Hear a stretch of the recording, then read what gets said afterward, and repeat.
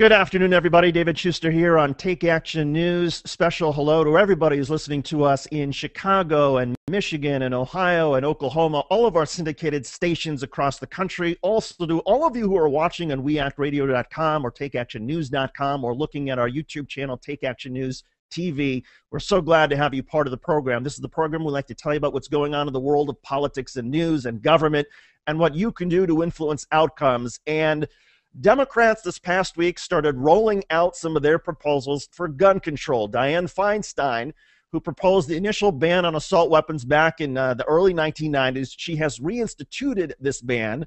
Here's Dianne Feinstein making the formal announcement in Congress. Today, my colleagues and I are introducing a bill to prohibit the sale, transfer, manufacture, and importation of assault weapons and large capacity ammunition feeding devices that can accept more than 10 rounds.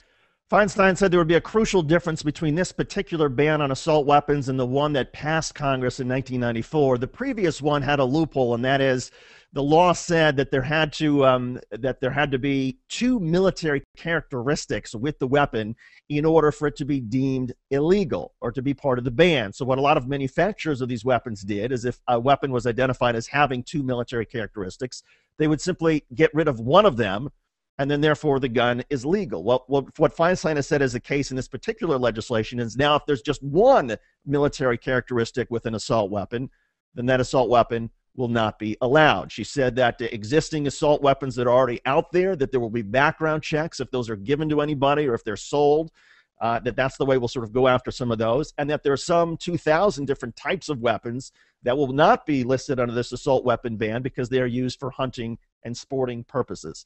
Daniel Mehrens, has been a fascinating discussion over the past week about whether a ban on assault weapons of and by itself would really do very much. Take us through that intellectual argument we've been hearing.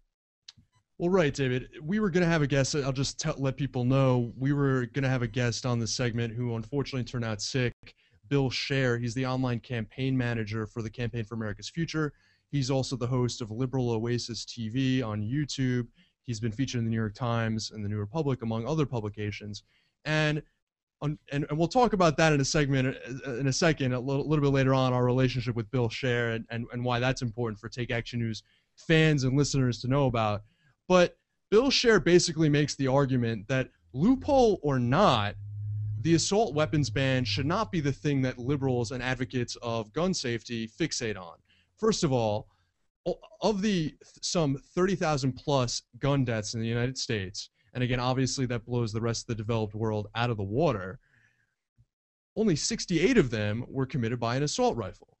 That's less than 1%. It was half of 1% in 2011, the most recent statistics that we have. I think that's an important point to make. So before we get fixated on the fact, yes, in Aurora, Colorado, the shooter used an assault rifle, the AR-15. Yes, at Newtown, they used an assault rifle.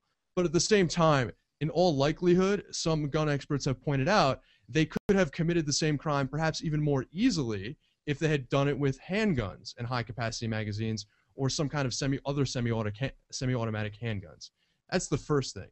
The second thing is, the assault weapons ban had two key flaws that didn't necessarily have to do with the loopholes that exempted certain guns, but the key flaws was it didn't address the issue of background checks and traceability, which would affect all gun and all gun violence. Okay, so if the fact that Vice President Biden is focusing on background checks should actually be reassuring to us. The assault weapons ban is highly politicized, but and appears to be very symbolic. A lot of us don't understand why we're allowing guns that have some of these features that are designed specifically for the purpose of apparently killing.